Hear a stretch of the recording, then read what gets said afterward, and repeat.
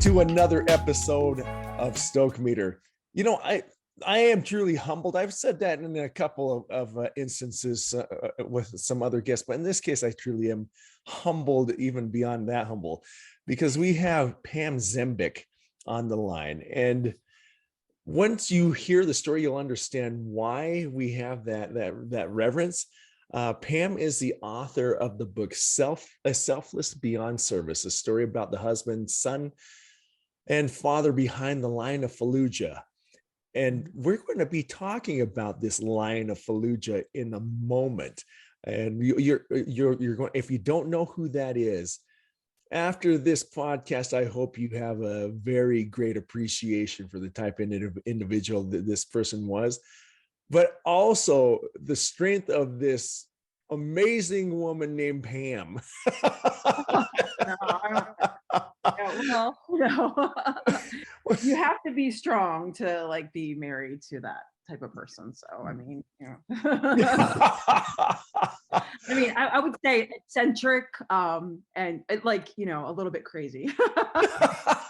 Well, Pam, you've got to go in. I mean, and welcome to the show. I should have said welcome to the show first. But yeah.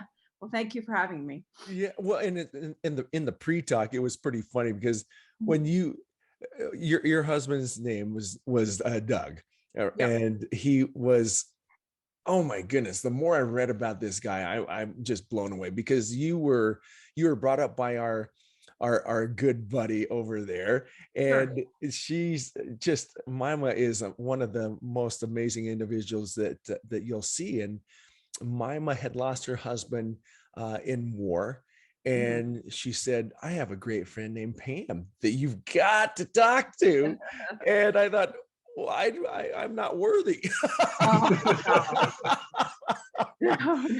But just, Doug was, when we were talking about Doug before, it was more or less something that we were having a humorous time with, because he said, maybe he married me because he needed to test me. But why don't you go into, first of all, who Doug was, how, and that the relationship that you two had, and let's just kind of go from there. Does that work? Sure. Yeah. I mean, like, he was just, I met him like any ordinary person would meet someone in your like late 20s. And that was at a bar. And nothing spectacular about the meeting, but it was interesting, y'all, because I was there like on an off night. And so I met him in Virginia Beach, which is the land of Navy SEALs. If you all are familiar with, Virginia Beach and Little Creek and Dam Neck and all those places over there, and actually Navy pilots too, but it's more riddled with Navy SEAls. And I just moved there I moved out west for a little bit just to see the world. And I just moved back to Virginia and moved back to visit my friends. And they were like, hey, you need to come to Virginia Beach. I'm like, okay. So I meet him out one night, and it was strange because it was almost like he was stalking me. Like, who is this guy? Like, he was staring at me for hours, and for at least 2 hours. And I was like, and every time I look over my shoulder, like, there he was. And then finally he got the nerve and he came to talk to me. But I was like, listen, I talked to him for a little bit. He seemed like a great guy. There was something about him. I knew it. And I was like, oh, I know he's going to be a boyfriend. This is somebody special. And I just wasn't ready. And it's interesting. Like, I meet the soul Marine in Virginia Beach, like in the land of the Navy SEALs, after I said to myself, I'm going to move here, but I'm not going to date anybody in the military. I'm definitely not going to date a Navy SEAL. So I meet the soul Marine. But, long story short, we ended up running into each other. He actually gave me his number because I was like, I'm not giving you my number. And so I never called. And so I ran into him 4 months later at another like fun place, which now has been taken down in Virginia Beach, the Duck Inn. And there he was. And I was like, oh no, I'm running into guys, I'm blowing off. And so then I was like, what is wrong with me? Like, look at him. He's so handsome. He's so tall. He's like, he just had this happy glow on his face. And so there we go. We ended up dating after that. And it was a crazy relationship, but test after test, you guys, one night he calls me, it was in the middle of winter. This is just one example of several, but It was in the middle of winter, and he's like, "You have to come over to my house tonight." He goes, "I have something really exciting I want to show to you. It's going to be the most interesting thing you've ever done in your life. You're going to be so invigorated." Like, this is the way he was. Like, he would walk into a room and he would just be like, he would light up the room with his personality. Always positive.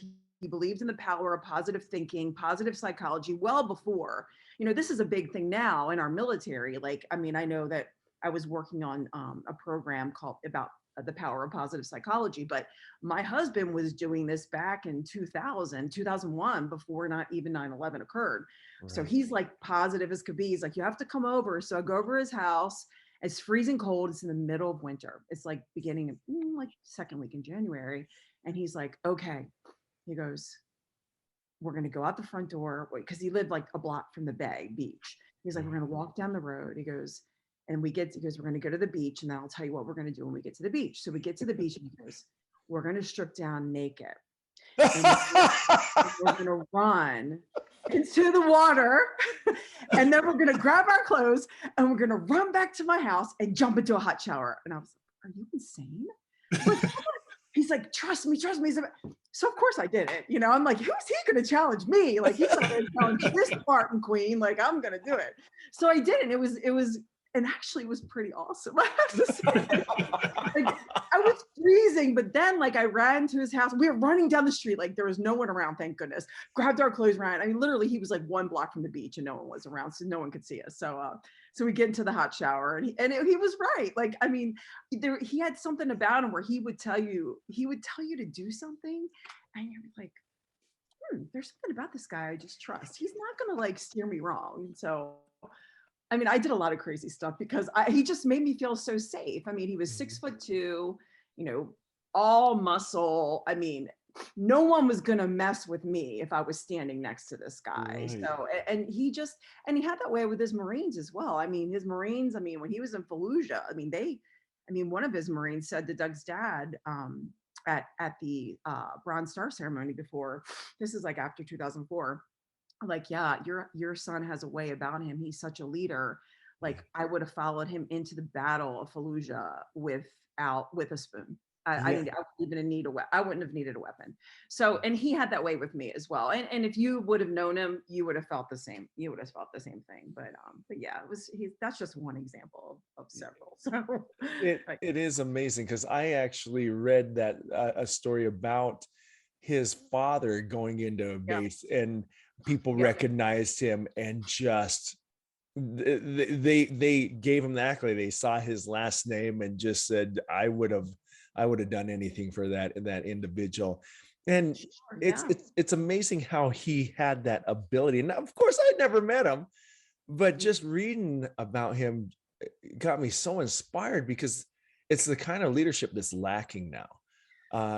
If that makes any sense, because when you see a leader that's willing to lead by example, and instead of trying to create their own fiefdom and really help to increase the capacity of the people that he is a leader over, it's amazing to see the response and the abilities that are created because of that kind of example. I've got to go into one story that I read about him. Sure. I mean, anything. I'm good. I had read the story that a radio wasn't working, and he needed some support because apparently some Marines were coming under fire, and there was a big Abrams tank that was there, but somehow their communication wasn't off, and it was a massive firefight. And the crazy man, that's the lack of a better word. Yeah, he just runs out in the middle of the open, jumps on top of the tank, and is knocking on the tank door. This is what I heard. And then all of a sudden they open the door, and he started to open on fire on the insurgents on top of the tank in the open, until the tank was able to turn around. And when it turned around and shot at the enemy position, the percussion was so great that it chucked him off the tank. Did I read that right? Yeah, you did. And actually he was injured on during that day. Like Oh, and it was April 26, 2004. I remember the day so clearly because yes, because it's interesting, like, like with Doug and like I feel like that day you're talking about and was a very it was the worst battle that they had had when they were in Fallujah. yeah. And I don't know, you probably remember when all this ensued was when the guys from Blackwater Mhm. were burned and mutilated and their Yeah. bodies were dragged across the city, and Mm. actually Doug's battalion was sent in to retaliate against that violence. And so then remember the ceasefire that was called. Well, Mm. the ceasefire was called, and then they weren't allowed to go back into the city. So while they were like not firing, like the Marines were called back to the base, um, the insurgency just built up. Like they built up their capacity, like they were ambushed basically. Doug, and then they went back into the city of Fallujah after they were like the ceasefire's over, go back in. I don't know all the exact details, but in my book there is a letter from that day. He wrote about it. Mm. What I did with the book, like I put all the letters that he wrote home because he wanted to write a book about his Right. experiences, but unfortunately that did not happen. But yeah, so Mm. that's why all that ensued. I mean, they had the insurgents were able to get more of their more insurgents to come in, and then they were ambushed when they went back in. So Doug lost one of his guys that day, Aaron Austin.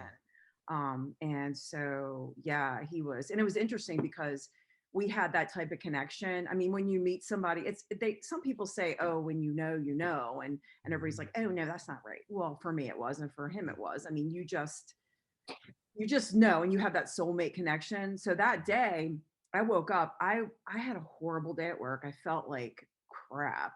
And I'm like, Yeah. something is wrong with Doug. I knew something was wrong. And then that night I got the call, like we weren't married at the time. Like we were planning our wedding, Right. and his parents actually told the Marine Corps to call me. And so they Wow. called me and they said, your fiance was injured, but it was category, I think on a scale of 1 to 5, he was a 5, which is the lowest level. So he was actually injured and went back out after he was patched up and went back out to help his Marines. But yeah, that was a tough day for Doug. I mean, he wrote about, he did a lot of like, and I wish a lot of people would lead by example, not only by his bravery and the things that he did on the battlefield and how he led his Marines from the front, but also how he dealt with his trauma that he went through when he was in battle. I mean, he would come back and he used to sit inside of it, like when they were in the city of Fallujah, like they would sit inside the homes of the Iraqi citizens. Like they would go in when they took over some of their houses, and he would write, like he would sit there and he would write down everything that ensued that day, his feelings about it, like what had happened, like and just let it all out in paper. And I think Wow. that's the problem with a lot of our military, and the problems we're having in the present day is we hold it all in. And Yes. it's like, and that's not the way. I mean, it's just, Doug was just, I don't know, he was a far above, like he Yeah. was far above what the normal individual is. And there'll never be another one like him. But I just wish that he was around to say, hey, it's okay to write about your feelings. It's okay to show them. It's okay to tell someone. Because Yeah. guess what? If you keep that all bottled up inside, that's not going to be good for you in the long run. But I just wish he was here to tell his Marines that too. Because I mean, you can be a badass on the battlefield, but you can be a badass at home too by showing your I, emotions. I love that. I Yeah. love that. Well, I've got to ask, and Gary, if you want to ask too, but what has been the response to that book? That book had to be an emotional thing to put together, but at the same time, I can Yeah. only imagine the people that it has helped as they've read it. Well, I hope so, Maurice. I really, so I didn't do a lot of marketing of that book at all. Mhm. Like that was my story. Like that was my grief journey. That was my meaning making. Mhm. And that's what we do. And I didn't know that like, I just got my master's in May in thanatology, which is the study of death and dying. And I didn't know at the time, but I was making meaning of Doug's loss by writing that book.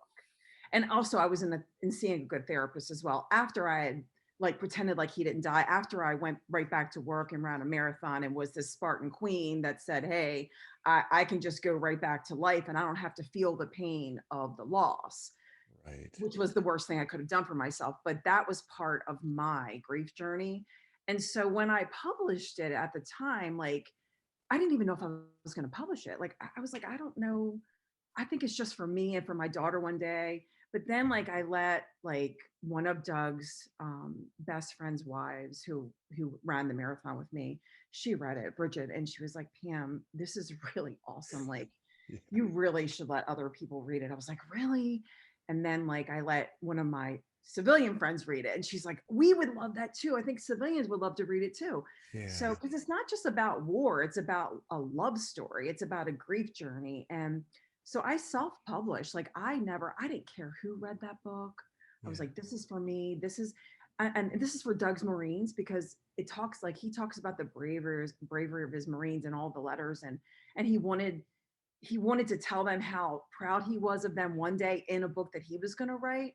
And Yeah. I knew that they, like, if I transcribed all those letters in that book that's published and trademarked and is copyrighted by me, like they would be safe forever, right? Yes. Um, so I did that for his Marines, I did it for myself, and I did it for our daughter because I wanted her to know what he was like dating and how like he was like we broke up several times in our relationship because I was like, listen, if you don't want to get married, then I'm done. Like I'm not wasting my time. Like I want to get married and have kids. And if you don't think you want to marry me, but he wasn't ready to get married. He struggled with that, like being a Marine and fighting his country and not wanting to leave family behind in case he died in battle. Yeah. And Yeah. so like he struggled with that too. But anyway, so I wrote it down for myself. But I mean, like I guess I should have marketed it more. Yeah. I Yeah. mean, Yeah. 'cause I didn't write it. I wrote it for myself, but I mean, thousands have read it. I mean, since that time. So, I mean, yeah. So when the article got published in the Washington Post in 2014, it's interesting how this all went into play. I I wrote that book. It took me 7 years to write it. Like I wrote like Wow. 300 pages in a year, and then I put it on the side, and then I picked it back up.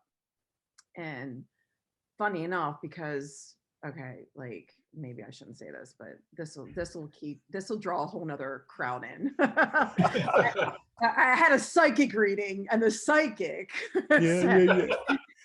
he wants you to finish the book. I'm like, how did this psychic know that I was writing a book? She's like, he wants you to finish it because you got to finish the book. And I'm like, okay, already, I'll finish the book. So after the psychic reading, that's when I went back, and it was like somebody was pushing me out of bed to finish it. So I finished it in April. I self-published. I didn't care who read it. And then all of a sudden that Washington Post article was published that how he was actually killed, working Mm. for the agency, as he was still in the Marine Corps, but he was actually Yeah. working with the agency at the time. So that's what propelled the sales forward. Um, Wow. and then whoever wants to read it, I do things out of purpose and passion, and I really would like more people to read it. So hopefully, some more people read it once we get through this. Yeah. Um, but I do think there's an appropriate time. Like I wouldn't recommend this book for a newly bereaved partner at all. I would recommend Mhm. it for them like maybe a year post loss or something, Yeah. because this can really bring up a lot of turmoil. Um, Sure. so I tell that to a lot of my friends that, that like I do some nonprofit work, and I let them know, hey, I don't know if you're ready to read this yet. So there's an appropriate time and I'll let you know. But Wow. yeah, so hopefully, yeah, and there has been some colonels in the military that have recommended this book um, to uh, to military spouses, and partners, which is great because I really think this self-discovery and self-awareness can help others in that respect too. The ones that are still, serving our country well. Man, I just I can't help but feeling again a sense of reverence for everything that you've been through. And I don't know if you knew it or not, but September is National Suicide Prevention Week or Sure. something. Is a month, uh, Yes. Mhm. and we were speaking with another individual that was also a soldier, and just it's amazing what not only the military is going through, but just day-to-day folks that can really learn from what you went through, and to put that out there in such a vulnerable fashion. Mhm. First of all, I thank you for that.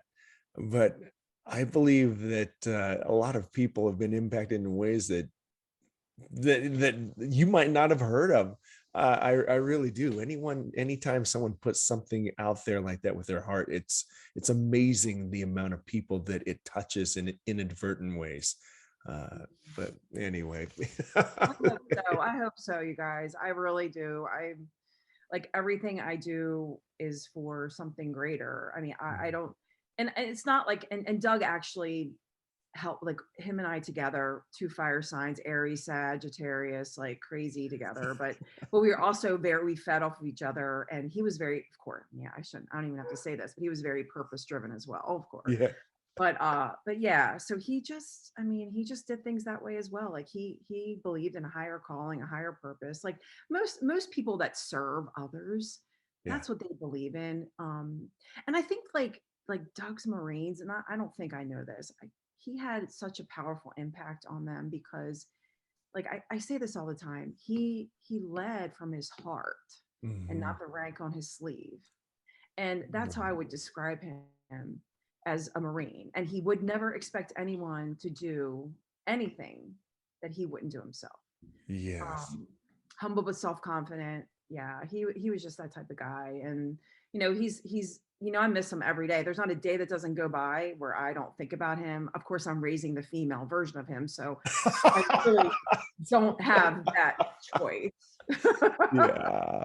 Who, by the Oh, way, this just happened, but this is pretty cool. She just got back from visiting her grandparents in New Mexico, and she was shooting trap with her grandfather. And her grandfather, Doug's dad, was, I guess he trained FBI agents in sharpshooting. I think that's what one of his roles as an FBI oh agent. my goodness. So Fallon actually, her first try shooting trap with her dad's rifle, got it.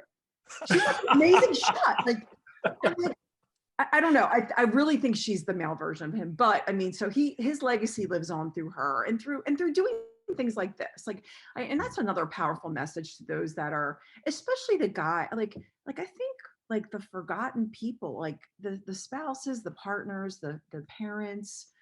You know, we are all given like, we're given like the most attention Yeah. when the loss occurs, right? Yeah. And duly so. Like we should, and we Mhm. are the ones that are missing them a lot each day. But the guys that serve alongside them, like Yeah. those are the ones that aren't, like their grief and loss. They're men that have, their fellow soldiers, or fellow Marines, or fellow sailors that have paid the ultimate sacrifice. Like, I mean, I think their grief is kind of disenfranchised in a way Mhm. because they're not. Mhm. And I think this adds on to the whole, like, um all the sadness and the loss of connection and the loss of purpose with a lot of our military and service members that are here like this. So like I just got back from a trip and with mine, I was hanging out there. And so I met up with a couple of Doug's buddies, and one of them, they just wanted to talk. He just wanted to talk to me about Doug the whole time. And his wife was like, I have survivor's guilt being around you because Mm. you're still, I still have my husband and Yeah. you don't. And I had to talk them both off of I said, listen, we had a nice long conversation. I won't get into that, but if we're on that subject of National Suicide Awareness Month, like I think that adds to it as well. And I think we, like, those guys need to know that, hey, the family members, like, we recognize your grief and your loss too. Yeah. And if you ever need to talk to us about them, don't like be afraid to reach out by text, email, call. Like, every single year since Doug has passed on, I have somebody new connect with me. Like, this Oh, year was like and I'm on the phone with them for 2 hours. and I don't mind doing that, because guess what? Like I'm in a different place right now in my journey. I've done a lot of work to get where I am. And I feel like I can now give back to them and hear their stories of Doug. And this helps them, because everybody thinks we're at peace right now. Well, yeah, we kind of are, but no, there's still people that are serving, Yeah. like, behind the scenes that we don't know about. But I mean, but we still need to be active and recognize, we're not, I mean, like, I like that people like understand our loss, but we need to understand their loss as well. So Yeah, man. Yeah, I've never seen Gary this quiet before. I'm just yeah, Gary, Gary, come on, ask me a question. Well, there's a couple of things that just kind of, I'm just kind of thinking about in the back of my head as we've been talking. The first is, I have a feeling that your book would be absolutely a vital tool for people prior to their loss. I just have this feeling that it would be something that probably is useful for all military families to read, just to have that kind of education and knowledge, kind of be, not to say that, you're going to have that kind of loss like you did. Sure. But I don't know, I've always just kind of wondered, sometimes, you were saying like, okay, let's wait a year later, kind of after the fact. But I think it would also be super useful for people that are just in the military day to day. You know what I mean? Because I think it would also help to be empathetic to those that have gone through that as well. Anyway, that's one of the things. I guess the other thing that kind of comes to my mind in talking with you is, first of all, I feel like we all kind of know someone like a Doug, and I really wish I could have met him. And what I mean by that, what I mean by that is, you were saying how you innately felt safe when you were with him. Sure. He would push you to do things that you probably never would have done. Oh, yeah. And I feel like we know people like that. Sure. And Maurice was mentioning how, like, we need more leaders and people with kind of those tendencies. But from what I've seen, you can't teach that. No. Either have it or you don't. Yeah. And I don't know. The people in my life that I would say have that Dougness. Dougness. I like that. I like Dougness. you really cherish those people because they really are. And then I feel like he really found his highest purpose in his life in what he did. He took that Dougness and he leveraged it into something where he made tremendous impact on so many people's lives. Yep. And as I hear you telling people that keep coming back and talking to you, that's just a reflection of the type of person that he was. Sure. And so, I don't know, I just think it's interesting, kind of those people that have those characteristics and tendencies are so rare. Yeah. And how exciting is it for you to have that in your life? It's exciting now. I mean, now that I don't but also it's almost, gosh, and and Fallon made a very profound statement a few years ago, because we were at one of her swim meets and in the summer, and one of Doug's friends from the Naval Academy was there. He was on the other team, and he came over and he's like, "Hey, Pam, I went to school with Doug," and he's like, "But I just wanted to talk to you a little bit." He goes, "Because I kind of, I lost my dad. He was a Marine. I lost my dad at age 7, and we discussed that a little bit. And then Fallon and I were walking through the neighborhood later that day, and I was like, "Hey, listen, Mr. Day, like, he lost his dad too." And she was like, so she stops and she looks at me and she's like, "Mom," she's like, "I'm kind of glad I was a baby and I was so young that I don't remember him." She goes, "Because if I knew him and was so close to him," she goes, "I think I would have a harder time dealing with his loss." She's absolutely right. Yeah. She's absolutely right. And and at times, like I like that father figure around her. Like, I feel like she's got his legacy and like his spirit around her all the time, with Doug's friends, his parents, like me, I mean, my girlfriends, like all that stuff. But you're right. Like that there's like, it's nice to have that in my life now, but let me tell you, what a hard, it was like freaking crack. Like, Yeah. I don't even know. I've never taken Yeah. crack. I shouldn't use that.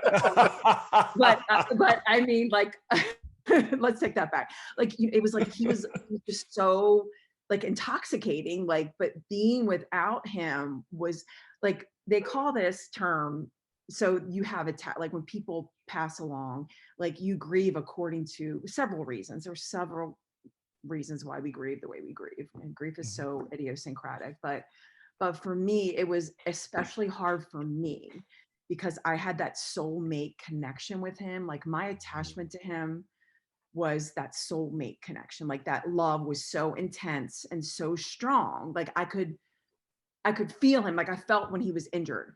I didn't feel when he had died, but I do truly believe that he was probably with me at that time. Like he was gone and his spirit was in the house. But I don't know. Like I believe in an afterlife. I believe in heaven. We won't get into that topic. But you have these different connections, and so like that's why like he was that type of person. I had that connection with him, and that's why a lot of people mourn him so much, because they were attached to him too, like that. And so yeah, but you get used to like you and like as the years go on, you do things like we're doing today. You write books, you serve others, you do runs in his honor, you make a CrossFit workout out of it, named after him, you run a marathon after him, there's awards after him. So you have all these wonderful things that keep his legacy alive and his spirit on, but it doesn't replace that, that heartbreak, and I refer to the loss of him as the shattering. For me, like it shattered my world, and some losses don't shatter your world, some do. But yeah, I call it the shattering because it shattered my world when he died. Like, and you keep trying to fill that world, you try to keep filling, like it's a void, you think it's this void, but it's not really a void, like a loss. Like my dad died like 3 years ago. I love that man, I miss him, he was in my life for several years, but it was nothing like the loss of my husband. And I hate to put it that way, but my attachment to my dad was a little different than that to Doug. But they say like attachments to your spouse and to a child are the worst losses you can go through. So yeah, I mean, my world was shattered. You have to rebuild. You can't fill voids. So like, if I can give anybody a lesson today on if you're going through something like I am going through, like you have to try not to fill that hole with all these different voids, because you have to learn how to rebuild. But by the meaning, making the book writing, the doing different things like that are more productive instead of drinking wine 5 glasses every night. So or like running or exercising your body to death, which is what I did. Like I almost had to have neck surgery. So you do all these different things that just don't work. Like you have to really work on it. Like that type of death, that shattering is something you have to work on for several years. You're just not you never get over it. You learn how to live with it. And, your heart begins to smile again, like one day, and you're like, okay, maybe I can, date somebody else again, or maybe I can go to this ceremony again and not, be devastated by it. But I don't know. So that, I mean, that's just a little more thanatology on you guys. I think it's so, I don't know. I think it's so interesting because, I've had loss of in my life as well. And it's, you just mentioned it in a way that it kind of made sense to me. You really do kind of make that turn at some point where there's more joy than there is pain. Yep. You know what I mean? Man, it's almost like you really literally turn a corner. And then once you reach that point, then it kind of gets to be fun again, because then you can actually remember, you can look at the good and the exciting. And then all of a sudden, maybe that 10K run, people are seeing who he was, and then they can start taking the good from who he was. Sure. You make a legacy. That's where most of our military nonprofits come out of. It's from people that have gone through a trauma or a tragedy or a shattering, and they decide, hey, what am I going to do? Like, I need to do something, and they want to build this legacy. They want to make meaning of the loss, so they like Travis Manion Foundation. That's one big example. I mean, Travis Manion, I mean, he died 2 weeks before Doug did. Wow. And Doug and him were really good. We're friends. They like he graduated Navy, I believe, 2001.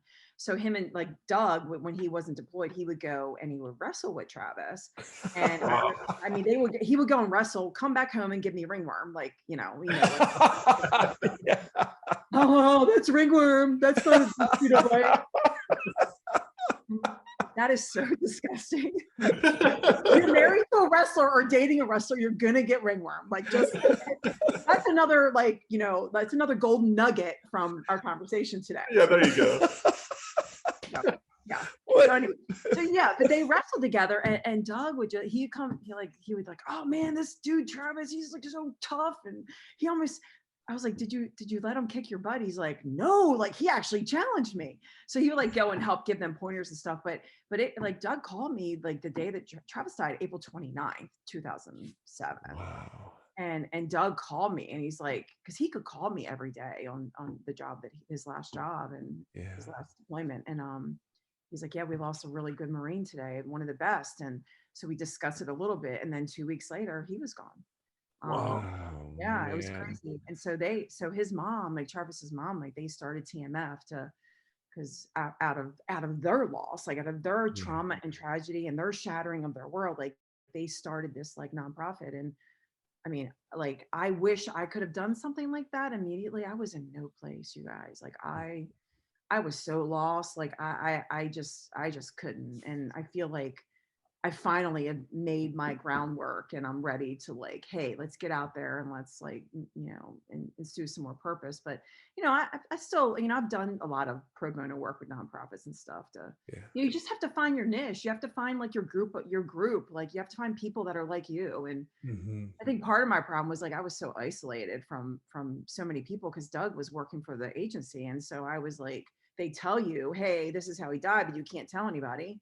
And you got to lie about it. So you can't, and I would have lied about it until I died for national security. We all do. Like, we're not going to like do that. And so like that messes up the grief journey too, because you're like hiding it and it's just like, and once I found a group that I could, commiserate with, that's when I started my actual healing, to be honest with you. And that was in 2014, 7 years later. Wow. Yeah. I was rolling around in circles. Like I like to call it the floating. I was floating around. This to that, to this to that, trying to like make this pain go away. And it took that long. What I find inspiring, you're inspiring all the way around. Your husband is inspiring all the way around.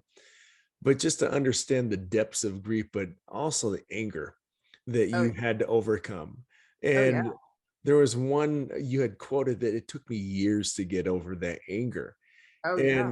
What it made me realize that it's okay to be angry. It's okay to process that, and have that time to process it. And I find so oftentimes that people want to rush that process, and it can't be rushed. It really just cannot be rushed. And just to understand how you went through that and how you then were able to impact others with loss.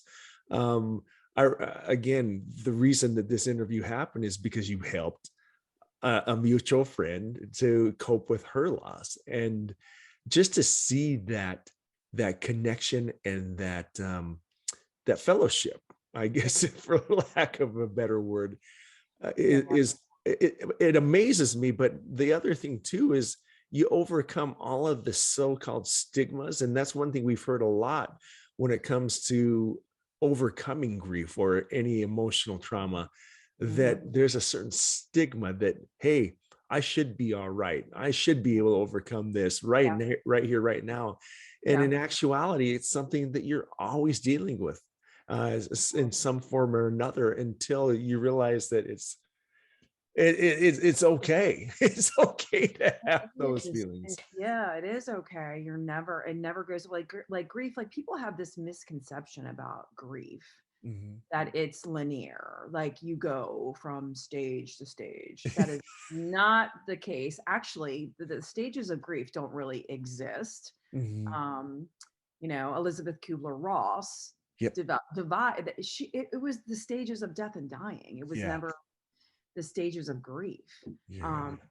But someone extrapolated that. Yeah. But grief, if I could draw a picture of grief, and I've done this in some of my presentations, like it's like this, it's squiggly, it's a big ball of mush, squiggly, because you go it's you're all over the place. And I still have anger sometimes, like especially when I'm dealing with a 16-year-old who is the male version of the Lion of Fallujah, who calls herself the Lion Cub of Fallujah, by the way. Yeah. And I'm like, Doug, why did you leave me with this child? She's so difficult sometimes. And so I get angry at him, not necessarily, like, I'm like, why did I did not get married and have kids to be alone. But although I knew it was a possibility, but you know, you can't live life thinking that your spouse is going to die in combat. That would not be a life. You live life supporting them through their combat, and make sure that everything's good at home so they can go and fight for our freedoms of this country. And so like I do still get angry, and you know, it's okay to not be okay. There's a great book, It's Okay to Not Be Okay, by I forget her last name. First name is Megan, but I refer that book to a lot of people that are going through loss. Like, you're like, it's been 5 years and I still I'm like, it doesn't matter. You are going to be grieving the loss of someone that you had such a connection with until you die. And hopefully, like, I do believe that there is somewhere else when we die, and I'm going to see Doug again. And that's how I cope with it in many ways. Like, I'm like, okay, I'm going to see Doug. You know, all the stories. I think Doug, he's going to be like, come on, babe, let's go jump into the water. Yeah. I mean, like, so I'm going to be like, yeah, let's go. But it's like, you know, like, I believe in that. That's what helped me. Like, spirituality actually helps a lot with grief. People that have belief, you know, and those that don't, like, they have other forms of belief, like that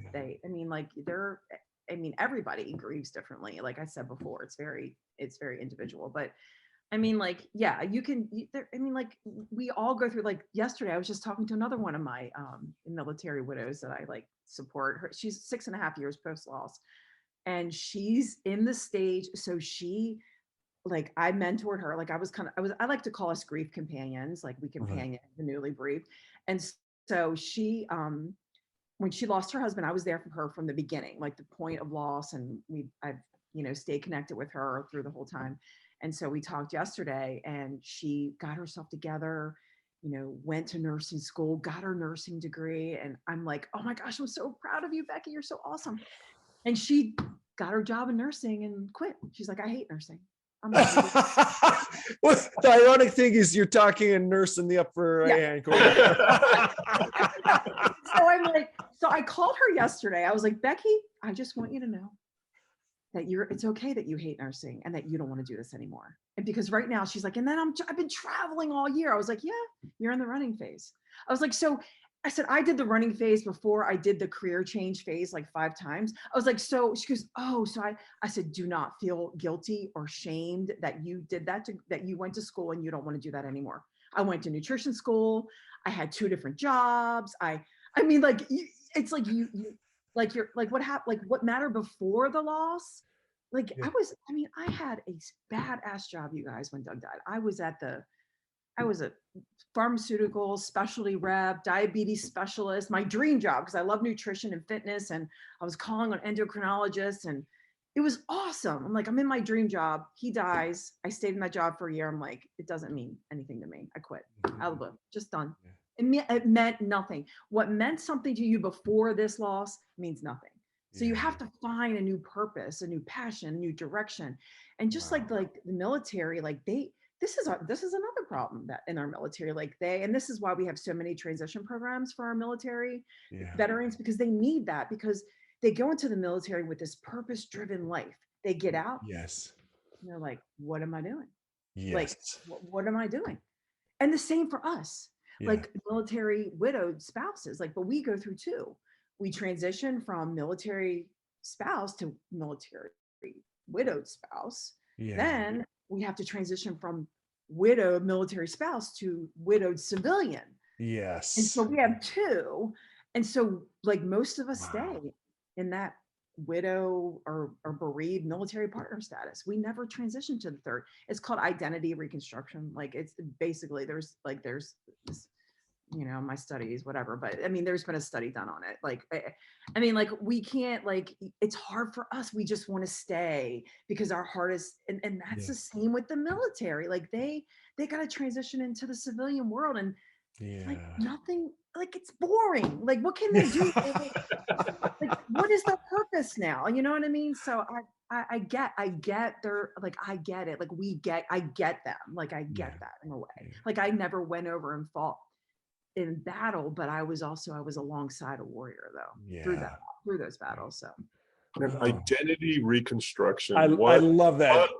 Holy cow, that's a powerful term. And it's how, you know, and sounds like for a lot of people it's major life events that kind of trigger that identity reconstruction. What advice would you give someone that was just, for whatever reason, is suddenly faced with an identity reconstruction? They're at the beginning stages, they may not even know it, but something's happened and now they have to basically change who they identify as, like who they are. Well, first of all, if depending on, you know, are we talking civilian or are we talking military? Because we can talk the bridge between, I don't know. I mean, that's well, okay, I will have to say I give kudos to our Department of Defense right now, because they have a position in the VA called VA Peer Support Mentor, and they help a lot. And when you are transitioning out of the military now, you have to go through like different steps, and like they put you through a program to see what can help you with. So they are helping with our military. They're doing a lot of great things. And then you have all of these nonprofits that are helping veterans find jobs, like in the civilian world. So that's what I would like. Our military is doing a great job, but for us, there's nothing. I mean, like for the military widowed spouses. And so speaking, I just wrote another book, by the way, but I'm working on getting a real publisher for that. This one means a lot more. I mean, the first one means a lot to me. This one would do a greater impact on the greater of society. But I think for us, like finding another program like they have for the military, like I'm working on that too. I'm trying to make change in the DoD in that respect. Like I'm working with a state senator right now that's trying to help me. So so I am working on developing a program that can help companion the newly bereaved with all these things. And one of them is transition and identity reconstruction back into, you know, this stage. But, you know, all I can say is, like, you know, some of us don't want to go to the civilian stage. Like we just want to stay. Some people just are comfortable in that, and that's okay.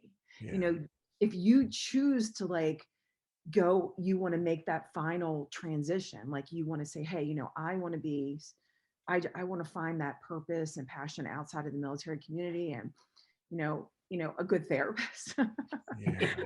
I recommend a good therapist to anyone that has had a shattering. I mean, but it depends on if it's a shattering to you or not. So if you've lost your husband and you're in a different place, like it wasn't a shattering to you, it wasn't a shattering loss. Like, I mean, there's different connections and there's different losses. So, you know, I would recommend anyone that's had a shattering, you probably should see a therapist. I mean, it's just you can't do it alone, or you have like community, like right away, boom. You have somebody there that's gonna, like, support groups in general are the number one way that you can help someone going through these transition and going through these life crisis. But it does take a while, Gary, to get to that point where you like the first few years, you're trying to figure out, oh my gosh, where am I going to live? Like, you know, am I going to like go back to work? If you're a young widow, like I was, like, you know, am I going to go back to my job? Well, yeah, I'm going to, because I'm a Spartan wife. You have Well, yeah, the first step in the whole process is like feeling the pain of the grief. And because Yeah. we're Spartan queens and we were married to King Leonidas's modern day, like a Doug, right? Yeah. Like you're like, I'm gonna be his, Queen Gorgo, and I'm gonna like, you come home with your shield or on it. Yeah. And so I was like, okay, I'm going to be the Queen Gorgo. And I refused to show anybody my pain. Like I went right back to work in 2 weeks. I mean, 2 Wow. weeks. I started Wow. training for the Marine Corps Marathon the week after, like the day after his funeral. I ran 6 miles the day after his funeral without eating for 10 days after, or a week after, a week and a half. Oh my goodness. I mean, and so I didn't feel the pain of the grief till probably a year after, and I lost it. I was in the hospital and everything. I went to the hospital. I thought I was having a heart attack. So grief will find you. That's another golden nugget of this. Grief will find you.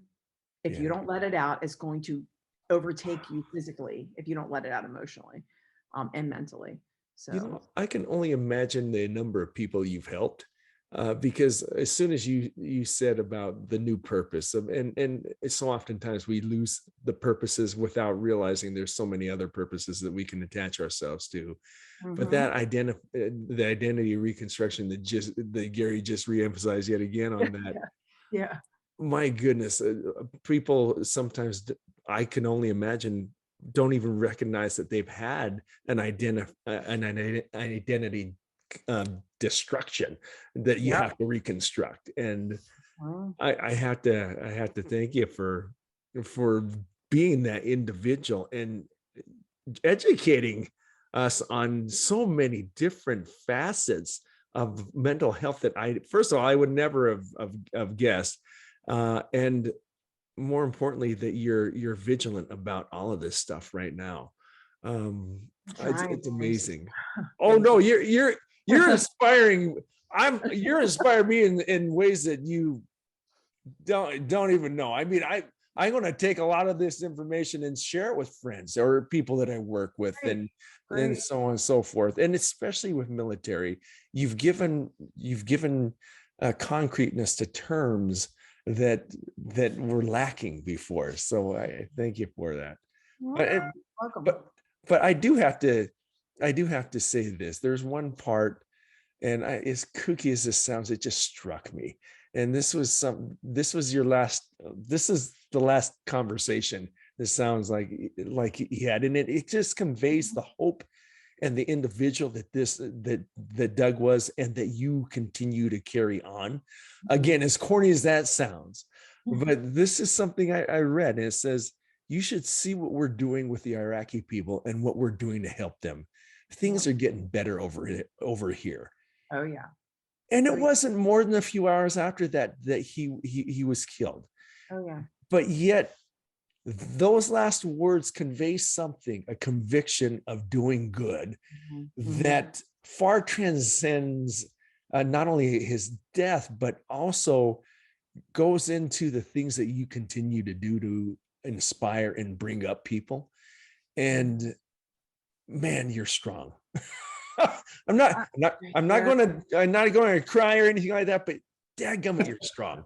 It's taken years for me to get this way. Like I wasn't always like this. I talk to my friends now, and especially the ones that I like to say companion and mentor and help them through the state. I watch them, I sit back and I'm like, yep, she's running. Yep, she's using wine as a filling. Yep. And I just sit back and I don't judge. There's no judgment. There's empathetic listening. But yeah, we try and Doug, like he always, and this is the power of positive thinking, the power of positive psychology, the power of taking those negative thoughts and like all the negativity about the war in Iraq and all that stuff that would go into the news media on a daily basis. And Doug would take that in, but then he would go over there and he would take the mission and he would be like, he would always look at the good instead of the bad. I mean, he would, and that's what he did. Like, he's like, cause he was over there in 2004 and his last deployment it was 3 years prior. So he was like, babe, you should see, because I remember like we had talked that morning and he was like, can I talk to, is Fallon awake? So Fallon, like, he started talking to her on the phone, and she was like, "Daddy," or whatever, and so she said, "Dada," and then he gets back, and he's like, "Well, wait a minute." He goes, "Wait a minute, I have to tell you one last thing," and that's what he said. That was his last words to me, pretty much. And then he was like, "I have to go. I've got to go out in the field." And so like, yeah, so it's pretty impactful. Like, he even, like, pretty much his last words on this earth to me were positive. And like, he would always, he was just I don't know, it's hard. Like, I have to talk myself out of negativity, like, sometimes. And I think about, what would Doug do? Like, I say that a lot of times in my life, like, what would Doug do? So my daughter, she's like a mini Doug. Like, I mean, she's so we had a grease fire in our kitchen, and I was like, holy shit, what do I do? And I'm standing there, and she didn't even hesitate. And this is what he would do. She went underneath the counter of the kitchen sink, knew instinctively that the fire extinguisher would be there. Just pulled the thing out. Shh. She's like a fireman. Like, she knows exactly what to do. And I was freaking out, and I'm like, this 16-year-old girl, like was the responsible adult here. And so I commended her. Like, I was like, I'm so proud of you. Like, but it's like, she's like living through, and like the positivity, like, maybe it's genetics. You're right. Like you were saying, Gary, like, people are born like that. Like, they are born like that. So, but they can also mentor people to be like that too. And so, like, if anything, like, I feel like that is the message here. Like, we have to, like, life is a roller coaster. It's gonna suck sometime, and it's gonna be freaking awesome sometimes. But, if you can find, like, the happy medium and take some type of positivity out of it, then, that's gonna keep you off of the ledge. It's gonna keep you within hope. Having hope. Especially in this day and age, because there's a lot of negative stuff going on right now, which we have to talk ourselves out of a lot of stuff, right?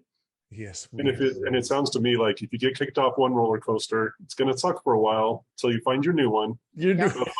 But find a community, find people to help you along the way. Yeah, definitely. It's like, it's life. I mean, you have your ups, you have your traumas, you have like your ups and downs, you have all these different things, but you have to just go with it, and not get so upset, like, calm and cool. And I have to work on being less reactive, because I'm very type A. I'm very like, hey, let's get it done, gung ho. Right. And that's one thing. My daughter is very much like her dad in that respect. She's very calm. She's very positive. She's very cool under pressure.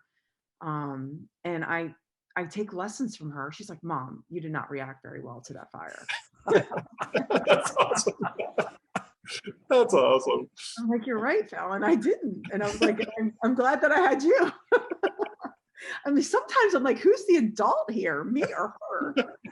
That's the beauty about kids. They teach us every day something. They'll drive us nuts, and all of a sudden they do something what was that line on Dumb and Dumber? To completely redeem themselves. Yes.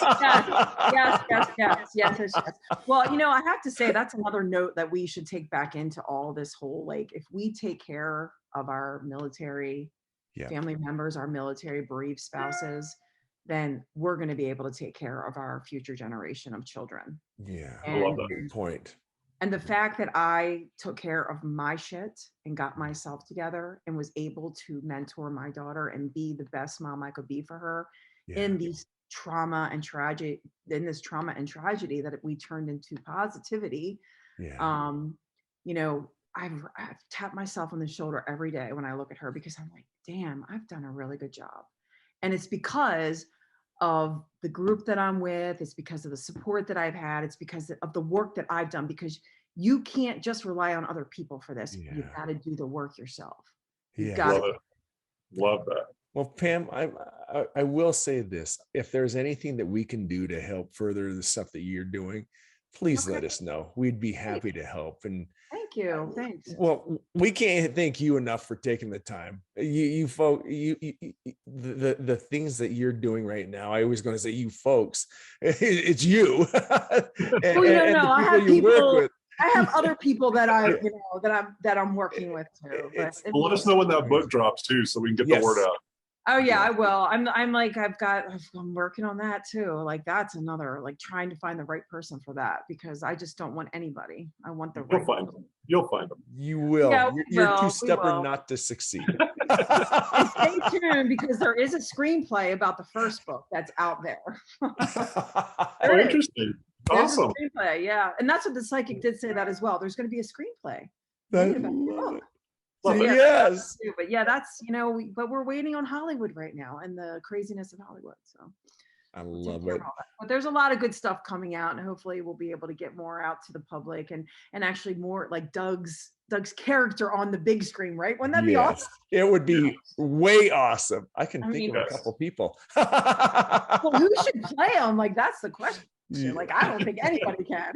No, I mean he was a man. It's amazing. Again, just I could see him jumping on the side of that daggum tank.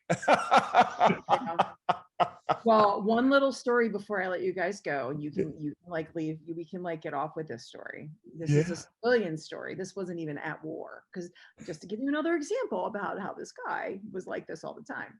We were on a vacation together, and we were going over the Virgin River Gorge in New Mexico. I guess it's like on the south side of New Mexico. We were up near Taos and that area, and there's this big bridge, and there's like this bridge over top this like gorge that drops like 1,000 feet, and he's like, babe, he's like, can you take a picture of me real fast? I was like, well, what are you gonna do? He goes, just watch.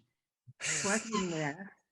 He climbs over the bridge and does a pull-up, like on the ledge of the bridge, like free. If he would have like missed, he would have fallen to his death. He had a pull-up, pull his body back up, jumps over the side, and I started crying my eyes out. I'm like, why did you just do that? He's like, because I just wanted to, because I knew I was hurt, and I knew I wasn't going to die. Okay. That's another good example of him. So his dad actually yelled at him. His dad's like, Douglas. So I mean, I wasn't the only one that was upset. So his parents were too. Douglas. I mean, I'm like, oh, what am I getting myself into here? Oh. But Squeezing every drop out of life. Yeah, best 6 years of my life. So. Oh, and you are too. Well, Pam, thank you for your time. It was nice talking to you guys. This was a lot of fun.